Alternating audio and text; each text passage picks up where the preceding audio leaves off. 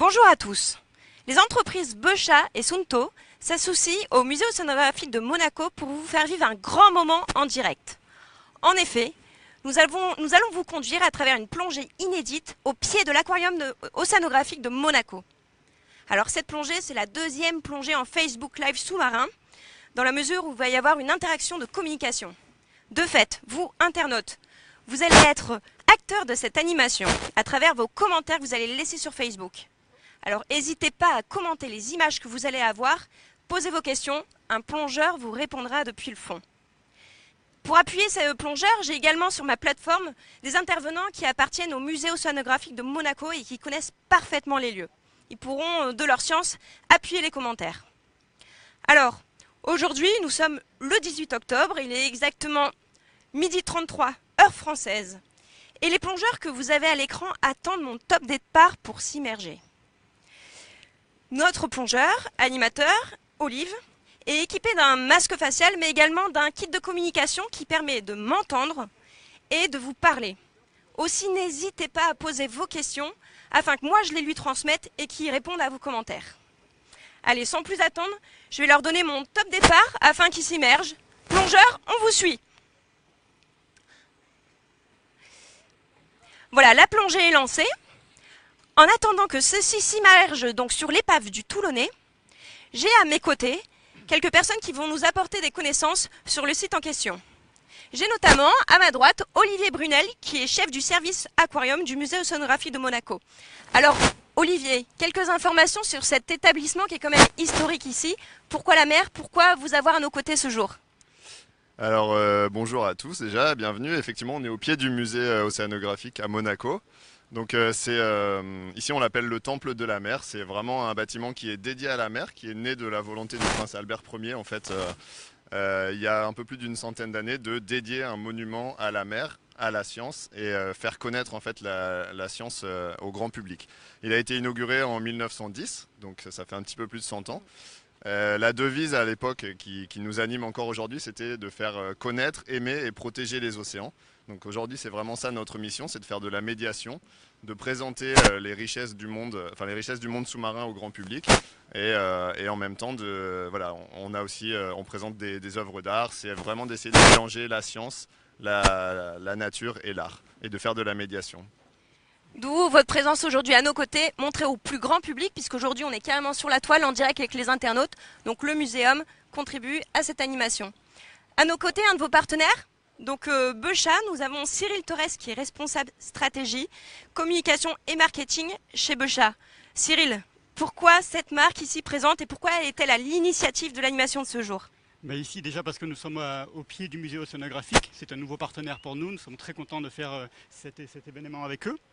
C'est aussi pour nous Bechha et Sunto qui sommes profondément attachés à la mer, c'est notre univers, la mer que l'on côtoie tous les jours, de mettre en valeur des initiatives comme cette épave du Toulonnais ici qui permettent de revaloriser les fonds sous-marins. Enfin, Bechha et Sunto sont des marques leaders sur leur secteur, mais aussi innovantes et exploratrices. Donc c'est une occasion, à travers le Facebook Live, de le faire en permettant à tout le monde, derrière son écran, de vivre cette plongée en direct et, comme tu l'as dit Solène, de partager cet événement ensemble à travers des questions, d'échanger, de discuter. Donc pour nous, c'est une magnifique opération. On comprend bien du coup le désir d'exploration et ce lien direct avec la plongée de ce jour partagée. Sans plus attendre, nous allons rejoindre ensemble la plateforme technique à partir de laquelle nous allons pouvoir communiquer avec notre plongeur. Qu'est-ce que vous en pensez? On y va? Allez, on y va.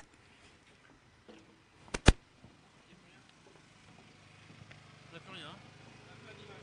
On n'a aucune image. La liaison est coupée en bas. J'arrive même pas à leur parler. Essaye de leur parler. Si t'entendent, on va sur rien.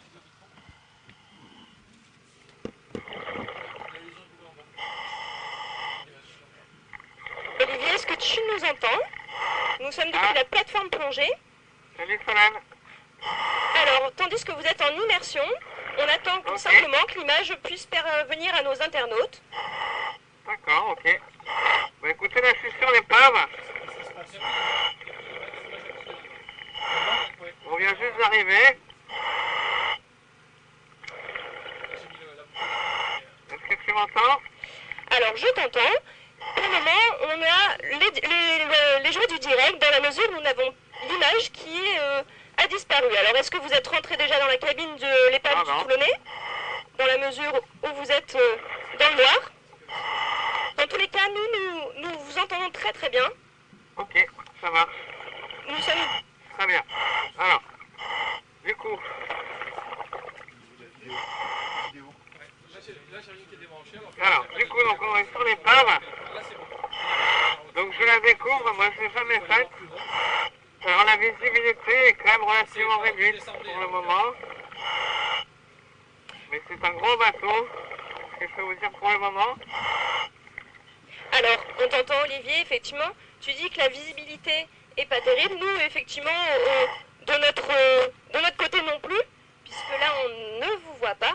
Par contre, tandis qu'on laisse donc l'équipe de surface gérer la vidéo, je vais discuter et échanger autour de l'historique de l'épave du Toulonnais.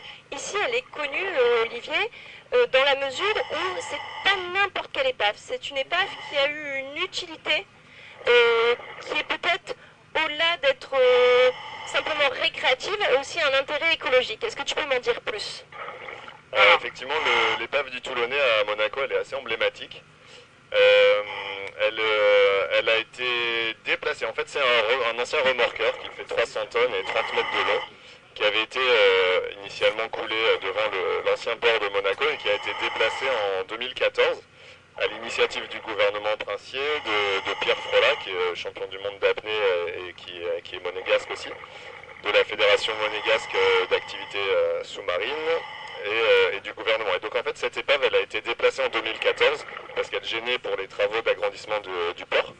Et elle a été placée devant le musée océanographique. L'objectif il était multiple, c'était déjà d'en faire un nouveau site de plongée, donc pour au niveau récréatif et loisirs, pour proposer un site d'activité à Monaco. Et aussi il y a clairement une volonté de faire une action écologique, parce que c'était une zone qui est au pied du musée qui est assez pauvre au niveau faune et flore.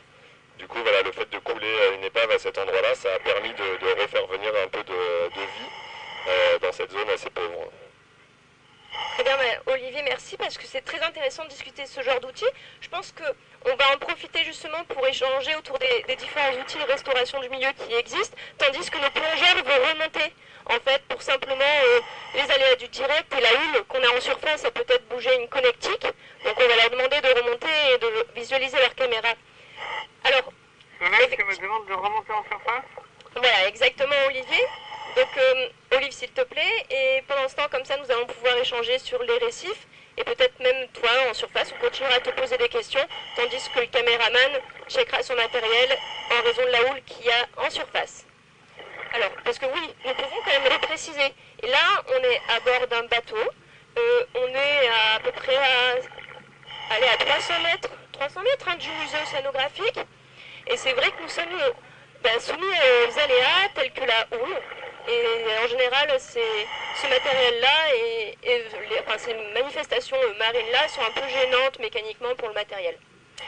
Alors, revenons à cette épave du Toulonnais qui est de fait en fait connue et qui est un outil, on a dit, de réhabilitation du milieu en plus d'être un outil récréatif. C'est un véritable récif artificiel. Est-ce que, Olivier, il y a d'autres, je dirais, outils tels que celui-ci présent à Monaco? Est-ce que c'est quelque chose sur lequel la direction de l'environnement à Monaco, par exemple, a mis de l'énergie toutes ces dernières années? Qu'est-ce qu'il existe comme autre outil de ce genre?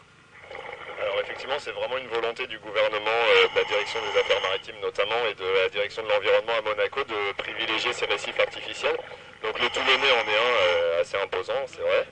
Et on a à Monaco d'autres types de récifs. Donc on a depuis un peu plus d'une vingtaine d'années maintenant entre 20 et 30 récifs artificiels qui ont été immergés dans la réserve du Larvoto, qui est une réserve naturelle quasiment en centre-ville, on va dire, de Monaco. Donc ça c'est assez unique en son genre aussi. Donc il y a ces récifs artificiels qui ont été immergés et qui depuis maintenant une vingtaine d'années ont vraiment permis de développer de la vie sur des sols sableux qui sont assez pauvres de manière générale.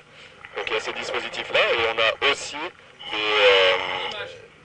d'autres dispositifs qui sont installés dans les différents ports, dans les deux ports à Monaco, qui permettent de redonner l'utilité écologique des ports. Alors je vois qu'on a retrouvé l'image l'usage des plongeurs. Donc effectivement, là, des récifs artificiels, il en existe non loin. Donc des outils multiples, Olivier, c'est parfait, on vous a de nouveau. Ici, pour autant, on a quelques sillages de bateaux qui n'aident pas et vous pouvez donc poursuivre votre plongée, redescendre. C'est vrai que les sillages sont assez violents. Donc Olivier, voilà, tu peux poursuivre ta descente. Nous t'avons de nouveau récupéré. Ok, Voilà. bah écoute, c'est fantastique, c'est une bonne nouvelle. Alors du coup, je remobilise les plongeurs. Voilà, ça, c'est bon. On vous Ok, voit vous êtes sur parfaitement. l'image?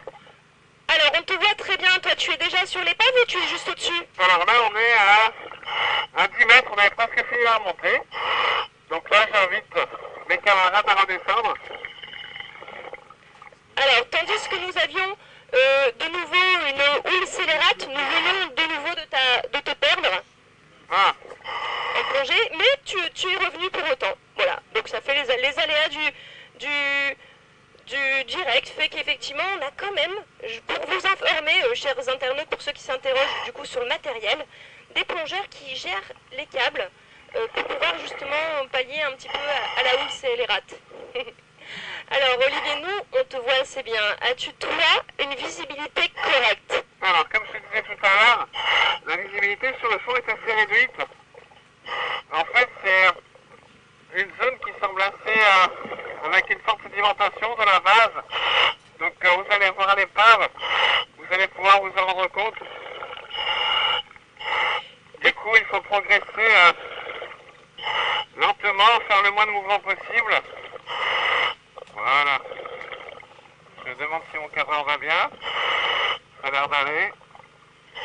Nous, on te voit très bien et on voit effectivement le masque facial dont je parlais tout à l'heure dans la présentation.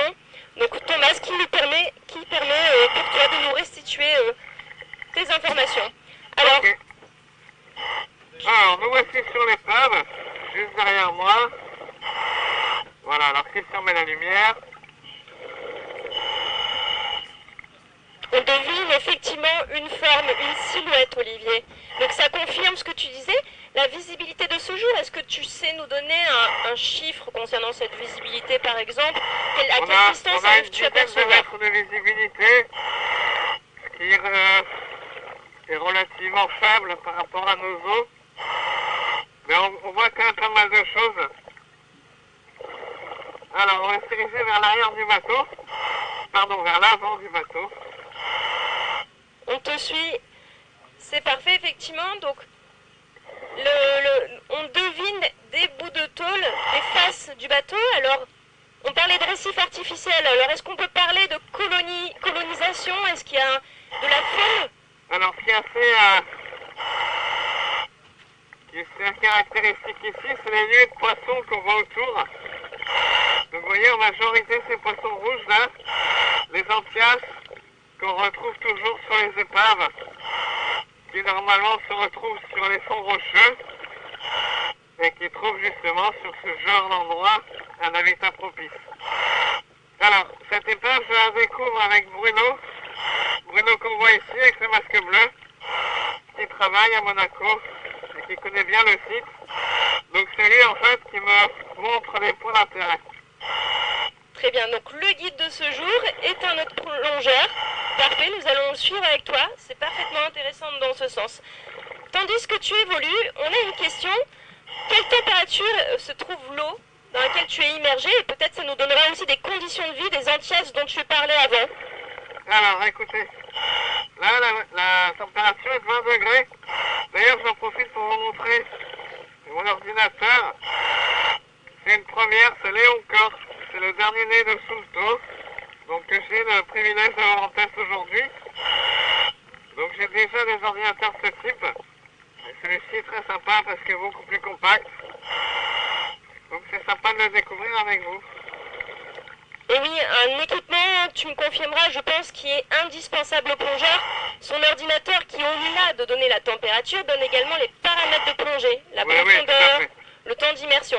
Alors nous, on peut percevoir ce peuplement d'anthias. Olivier, est-ce que c'est typiquement des espèces qu'on peut trouver sur ce type de substrat qui approximent un peu les roches qu'on peut avoir dans les petits fonds ou surtout au droit même du musée? Est-ce que c'est des choses qu'on retrouve couramment? Alors effectivement, les anthias, on les retrouve fréquemment sur ce genre de récif. On les trouve dans les milieux rocheux. Je vois aussi qu'il y a quelques castagneuls. Alors peut-être que Olivier, au fond, tu confirmes, parce qu'à l'image, on les voit, mais voilà, tu peux peut-être nous en dire quelques mots. Après, souvent sur les épaves ou sur ce genre de récif, ce qu'on espère en tant que plongeur, c'est croiser des murènes, des langoustes, ce genre d'animaux qui sont assez fréquents dans les récifs. Et puis un peu le Graal pour les plongeurs dans le coin, c'est de rencontrer les mérous. Alors je sais qu'il y en a énormément sur les rochers qui sont en dessous du musée. Est-ce que vous en voyez, si on avait la chance d'en voir un sur l'épave aujourd'hui, ce serait assez exceptionnel. Alors pour tout vous dire, j'en ai vu un en arrivant, mais il était assez fuyant. C'est très bien, ça répond à une des questions de nos internautes qui s'intéressent déjà à savoir si on trouve ces espèces qui sont finalement des espèces de bout de chaîne alimentaire, hein, ces espèces carnivores, ces poissons qui se nourrissent eux-mêmes de poissons. Donc quand on les voit, c'est plutôt beau signe au final, Olivier. Pardon, j'ai pas compris. Quand on voit les mérous sur un site, Olive, c'est plutôt bon signe. Si les prédateurs sont là, ça veut dire que toute la chaîne alimentaire est présente. Donc effectivement, une chaîne alimentaire qui est présente, moi je vois surtout des façades qui sont totalement recouvertes. Finalement, on ne distingue pas l'acier de la coque, etc. Qu'est-ce que tu nous montres? Alors Bruno me montre ça. Ah, je vais faire Christian, voilà. Donc une gorgone, vous voyez, ici. Oui. Alors ce qui est très intéressant, c'est de voir que ce genre d'espèce arrive à coloniser ce type d'habitat. Alors effectivement, on voit des espèces fixées et même derrière la gorgone, moi je distingue quelques éponges. C'est ces amas de couleurs qui sont en croûtants, qui recouvrent toutes les faces, encore une fois, tout l'acier, tous les éléments originels de cette épave. Alors typiquement, justement, quand un objet est immergé, il va être recouvert par des organismes. Et à partir du moment où on arrive à avoir justement des éponges, des gorgones, on peut considérer que la colonisation est bonne parce que ce sont des espèces qui ont une faible capacité de colonisation. Si elles sont là, ça veut dire que l'habitat est propice. Donc la diversité de ces espèces me fait dire, en fait, et fait un lien direct avec ce que Olivier Brunel nous a précisé à l'instant, à savoir, nous sommes sur une épave qui a un intérêt économique aussi, puisque c'est on a dit, une épave récréative, hein, Olivier. Donc ça fait le lien avec des questions des internautes. Est-il possible, Olivier Brunel, d'avancer, d'évoluer dans cette épave? Est-ce que les plongeurs ont le droit, d'une part? Et voilà, ça c'est cette première question. On abordera ensuite avec Olive qui est sur l'eau les spécificités de la plongée sur épave, je dirais. Alors effectivement, cette épave, elle est totalement accessible, il n'y a pas de problème. Il y a régulièrement des clubs de plongée qui viennent s'amarrer aux coffres qui ont été installés par la principauté au-dessus de l'épave. Donc on peut facilement s'amarrer et plonger. L'épave repose à une trentaine de mètres.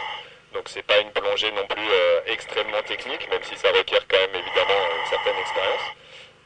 Voilà, c'est libre d'accès, il n'y a aucun souci. La majorité des clubs de plongée de la région viennent ici régulièrement. On le comprend assez facilement parce qu'on voit qu'il y a des éléments assez diversifiés au final. Là, hop, la caméra rentre, vous voyez, dans le ventre même de l'épave. Alors, ces éléments, j'avoue que moi-même, je ne connais pas cette épave. Peut-être, on est plus peut-être au niveau moteur. Il semblerait qu'en tout cas, il se soit mécanique. Ben ça, c'est la salle de machine, je pense. Voilà, tu me confirmes ça, Olivier. Bon, très bien. Et justement, pour voir ces belles choses, Olivier, quelles sont vraiment les spécificités qu'on va retrouver pour pouvoir faire de la plongée sur épave? Est-ce que tu as un matériel particulier? Comment cela se passe? Alors effectivement, les plongées sur épave, c'est des plongées qu'on peut considérer comme spécifiques. La première chose, c'est avoir peu d'éléments encombrants pour rester compact. Avoir peu d'éléments qui peuvent se bloquer. Après, il y a vraiment une technique qu'on apprend, c'est-à-dire être en capacité de se repérer à l'intérieur, parce que si vous êtes dans l'épave, vous n'y voyez plus rien, parce que la lumière ne rentre pas. Donc il y a tous des process spéléologie. Justement, ce qu'on appelle un peu cette discipline de la mode qui est la plongée sec. Là, vis-à-vis de l'encombrement que j'ai avec le masque facial, les câbles et la dimension des entrées, je ne vais pas rentrer dans l'épave. Ça pourrait représenter un danger pour moi ou pour mes collègues plongeurs. Oui, effectivement, ne prends pas de risque. Par contre, effectivement, on comprend à quel point il vaut mieux être plongeur aguerri pour entrer dans une épave. Et surtout, bien équipé. On a vu, tu as de la lumière. Ce sont les phares Light Emotion Oui, qui sont tout à fait pratiques et positionnés à la main permettent d'évoluer en ayant sa main libre. Ça peut faire partie des éléments complémentaires qui nous permettent d'évoluer en toute sécurité, je pense. Alors, peux-tu nous décrire les autres éléments que tu peux conserver ou observer, disons, sur le pont du bateau? On voit tout le bastingage avec les taquets. C'est un remorqueur. Ah, venez voir. Bruno nous montre quelque chose d'assez sympa. Est-ce que tu vois ce que c'est, Solène? Alors, quand il éclaire, oui, on voit effectivement. Ne serait-ce pas Icomatule? Une crinoïde, c'est ça, exactement. Alors, vas-y, Olivier, tu veux nous parler de cette espèce? Eh bien, écoute, cette espèce, c'est un animal de la famille des échinodermes. Proche cousin des poisses de mer et des oursins. Et en fait, ce qui est sympa de voir, c'est les pieds qu'il y a dessous, là. Qui a la capacité de s'agripper. Vous voyez, c'est très joli. C'est vraiment cherché par les photographes par rapport aux couleurs, parce que celle-là est rouge, mais il y en a qui sont complètement jaunes ou bleus. Voilà, donc c'est de très beaux organismes. Et c'est vrai que c'est sympa de les retrouver sur les épaves. Donc ça ne serait-ce pas des espèces qu'on va trouver sur des façades un petit peu exposées au courant ou en tout cas sur des tombants? Tout à fait. Tout à fait, tout à fait. Très bien. Alors, nous, on les trouve surtout sur les tombants, les zones rocheuses assez exposées, effectivement. Alors moi j'avais une question puisqu'on parlait justement aussi de l'intégrité de cette épave. Est-ce que Olivier Brunel, est-ce qu'il y a des suivis qui concernent l'intégrité de cette épave puisqu'elle a pour objet d'accueillir des clubs de plongée? Ou alors est-ce qu'elle a vocation peut-être aujourd'hui ou ultérieurement de faire l'objet de suivis scientifiques pour toujours suivre la colonisation? Alors effectivement, c'était le projet initial, c'était de créer ce récif et d'en suivre l'évolution. Donc il est suivi, le peuplement est suivi régulièrement par les autorités monégasques. Donc c'est la direction de l'environnement essentiellement et la direction des affaires maritimes. Après, c'est vrai que là je suis quand même agréablement surpris des images qu'on voit parce que en fait les plongées sur le Toulonnais sont, voilà, on ne sait jamais sur quoi on va tomber. Parfois on a des grosses quantités de poissons, parfois pas grand chose. En fonction des conditions, je pense, de mer qu'il y a eu dans les jours et semaines qui précèdent. Là, on voit quand même pas mal d'antias, de castagnols, c'est assez chouette. Donc voilà, c'est une épave qui est assez récente, hein. Elle a été coulée en 91 et déplacée en 2014, donc elle n'est pas très très ancienne. Donc là, elle a l'air encore en bon état, il n'y a pas l'air d'avoir de danger pour les plongeurs en tout cas. Ce que je trouve intéressant pour compléter ce que tu dis, Olivier, c'est qu'elle offre surtout vraiment des espaces assez variés, puisqu'elle est complexe dans sa structure. On voit qu'il y a quand même des anfractuosités, des espaces qui vont être plus à l'ombre, d'autres plus exposés à la lumière, ce qui en fait qu'elle accueille une diversité biologique assez importante. On voit des bryozoaires qui sont et des éponges également qui sont fixées sur les faces. Là, on s'intéresse davantage à l'hélice, alors qu'il y a quand même un mouvement, un élément vraiment de taille importante. D'ailleurs, je vois que le caméraman ne va pas prendre le risque d'y rentrer, mais on voit que cette hélice, cette anfractuosité, sert à l'accueil de peuplement de poissons. Olivier, est-ce que tu peux nous en dire plus sur ce que tu vois autour de l'hélice? Alors, du coup, j'étais vraiment en train de contempler la taille de cet ouvrage. C'est quand même une grosse hélice. Je sais pas si vous vous rendez compte de la taille par rapport à la taille de l'hélice et du bateau, mais c'est quand même assez impressionnant. Donc là, effectivement, ça se présente des cachettes intéressantes pour les poissons, mais ce que j'observe surtout, c'est ça, cet organisme-là, vous voyez, par ici, si on a question de venir. Alors on s'approche avec la caméra et on l'observe avec toi. Voilà, donc on voit ça voyez ces constructions ici, là, tout ça c'est des animaux. C'est des animaux, c'est la famille des bryozoaires. C'est des animaux fixés, un peu comme les gorgones. Par contre, ils sont très très très fragiles. Et finalement, c'est sur les épaves ou les zones protégées qu'on retrouve des tailles de ce genre. Parce que dès qu'on les touche, on les casse. Donc finalement, ça disparaît presque. Les sites de plongée qu'on a l'habitude de fréquenter et qu'on retrouve ici, c'est quand même intéressant parce que, comme je l'entendais, c'est un site où de nombreux plongeurs viennent faire des visites. Donc je trouve que c'est très intéressant parce que il semble que les plongeurs d'ici sont vraiment très précautionneux vis-à-vis de l'épave. Ok, effectivement, on voit donc ces animaux fragiles, donc a priori des précautions pour pouvoir les approcher.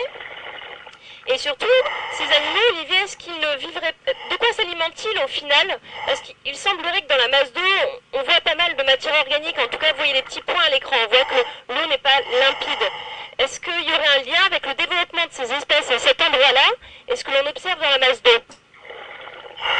Alors bien évidemment, c'est la quantité de nourriture qui va définir le potentiel de colonisation des organismes, c'est certain. Donc je pense qu'ici il y a une charge alimentaire majeure, quand bien même s'ils sont en capacité de se développer, c'est réellement leur fragilité vis-à-vis des agressions mécaniques qui vont définir leur capacité de croissance. D'accord. Olivier, est-ce que tu peux nous offrir une vue un petit peu détachée de l'épave, hein? On en profite, on en redemande, parce que il y a beaucoup de questions des internautes. N'hésitez pas encore une fois à nous poser vos questions dans les commentaires.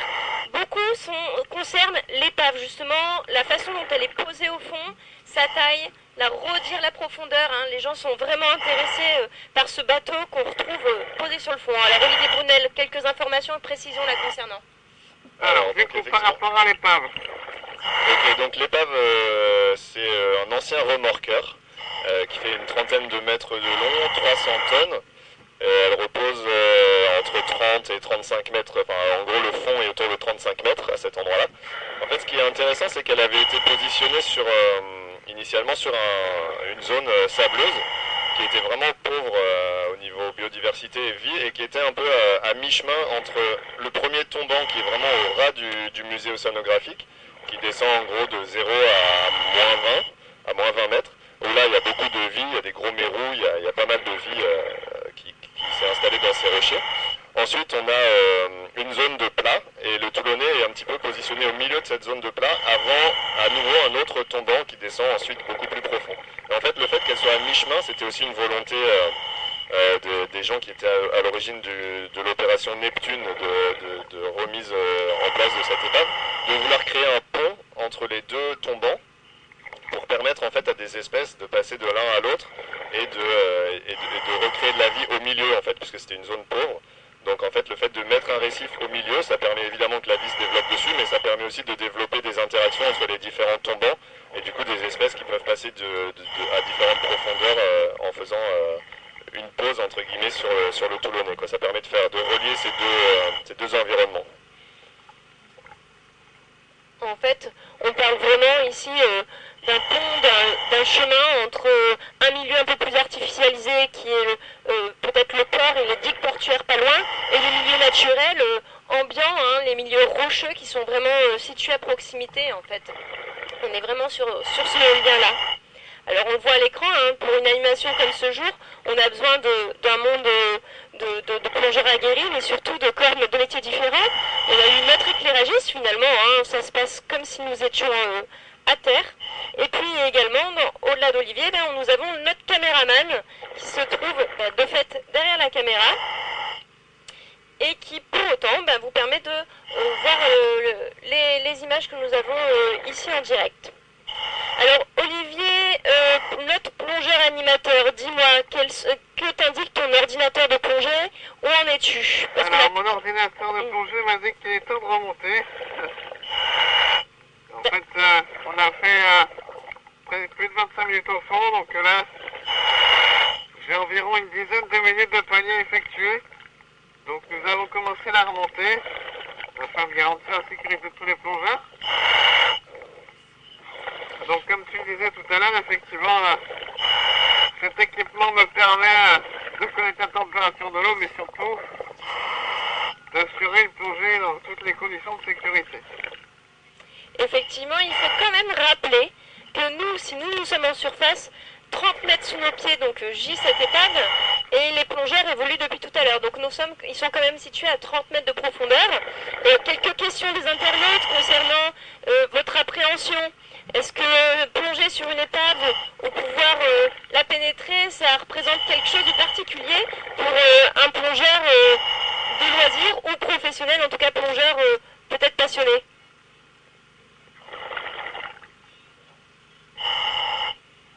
Olivier, pendant que tu faisais tes paliers, je m'étais permis de te poser encore quelques questions. Simplement savoir si toi, tu avais, en réponse à une question d'internaute, une appréhension à approcher et à plonger sur une épave. Oui, systématiquement. C'est toujours impressionnant de voir un objet de cette taille, même s'il n'y a aucun danger particulier, hein, mais il y a toujours de l'émotion pour moi. C'est quand même pas normal d'avoir des objets de ce type dans l'eau. C'est rare quand c'est fait exprès. Mais quand on arrive toujours face à ces grands objets, c'est toujours très impressionnant. Oui, on peut comprendre en plus que un monument qui habituellement doit se trouver sous l'eau, ça fait toujours, ça a une histoire en fait. Si il est sous l'eau, c'est qu'il y a eu quelque chose, c'est qu'il y a un événement particulier, quelle qu'en soit la raison. Donc c'est toujours particulier de l'observer sous l'eau. Après ici, on est bien content, je pense que ce bateau quelque part poursuive son aventure et serve soit quelque chose d'utile à l'environnement en plus d'être aux plongeurs. Donc ça c'est vraiment quelque chose d'intéressant. On vous voit monter dans le bleu. Tandis que vous faites vos paliers, Olivier, on va vous laisser faire vos paliers. On va prendre une dernière question des internautes et que je vais donc me tourner de nouveau vers Olivier Brunel.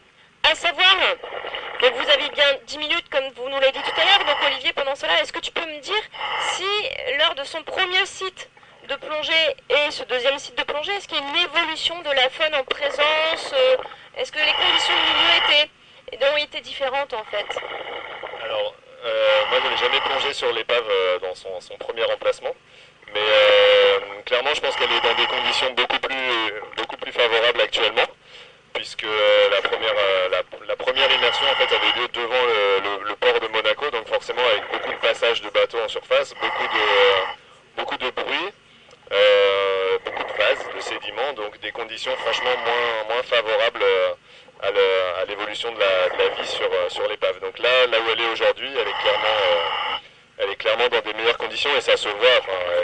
On voit bien qu'elle est en train d'être colonisée largement et vraiment, moi je trouve que les images qu'on a vues aujourd'hui sont franchement encourageantes, en tout cas aussi bien pour l'utilité économique que écologique de l'épave. Alors, en lien également, tu m'as parlé de cette épave, mais j'ai entendu parler des bio-huttes. Tout à l'heure, nous étions au port de Monaco, pour le départ de cette animation. Est-ce que tu peux me préciser qu'est-ce que c'est? Parce que, a priori, c'est assez innovant en termes d'outils de restauration écologique. Peux-tu m'en dire plus? Alors les bio-huttes, effectivement, c'est des petits dispositifs qui font, on va dire, 1 mètre carré, 1 mètre sur 1 mètre et une quarantaine de centimètres d'épaisseur. C'est en fait des sortes de cages métalliques dans lesquelles on met des coquilles d'huîtres. C'est une société française qui a développé ce concept. Et en fait, des coquilles vides d'huîtres qui permettent aux post-larves de poissons de coloniser, de revenir dans les ports en fait. Donc ça a une vraie utilité écologique. Il y en a de nombreux bio-huttes qui sont installés dans les 2 ports de Monaco, qui sont suivis régulièrement par la direction des affaires maritimes, et ce qui permet aussi de suivre l'évolution des peuplements monégasques et aussi de se rendre compte qu'au final les post-larves de poissons qui sont c'est un stade de développement des poissons où ils sont extrêmement fragiles et susceptibles et ils risquent de se faire d'être mangés par les prédateurs. Donc en fait l'installation de ces dispositifs ça permet de préserver des phases assez critiques de développement des poissons, de les sauvegarder à des moments où ils risqueraient de se faire dévorer de manière assez importante. Donc effectivement, il y a, on va dire, c'est la troisième forme de récif artificiel qu'il y a à Monaco, le Toulonnais, les récifs artificiels de la réserve du Larvoto et les bioètes qui sont installés dans les ports à l'initiative du gouvernement princier. Merci Olivier pour l'ensemble de ces informations. Alors, vous voyez, on vient de faire quand même une plongée qui est assez profonde, donc c'est assez court, peut-être un peu frustrant pour les images, mais n'hésitez pas à poser vos questions, parce que c'est vrai que nous sommes soumis à la consommation de nos plongeurs, hein. Ils ont 10 minutes de palier pour nos presque 20 minutes d'animation, donc vous voyez comme c'est assez conséquent. Merci à les plongeurs, merci Olivier, notre animateur plongeur, merci à ton équipe, puisque vous êtes nombreux sous l'eau, hein. Je pense que tu peux les rassembler, ça nous permettra de nous rendre compte un petit peu. Voilà, donc notre caméraman, celui qui a géré la sécurité des plongeurs, mais également géré les câbles. Enfin, on a aussi une personne en palmasque tuba en surface. Et je pense que j'ai fait le tour de la partie plongée. Oui, tout à fait, ils sont 4 plus 1 en surface. Non, 5, on a également un plongeur caméraman pour le making-of de cette animation de ce jour. Et enfin, nous avons une plateforme effectivement surface où nous sommes au sec, bien tranquillement, mais nous sommes aussi 8 à bord pour gérer ce duplex. Merci à tous, vous êtes beaux comme tout avec vos équipements de Bochat. Merci Olivier sur ces images donc des plongeurs. Merci à Bruno qui nous a guidés sur son site quand Tout à même. fait. Et notre guide du musée océanographique de Monaco qui du coup a permis de nous faire découvrir cette épave du Toulonnais. Merci à l'ensemble des plongeurs qui remontent pour faire leur palier de décompression. On va clôturer ce Facebook Live sous-marin. Hein.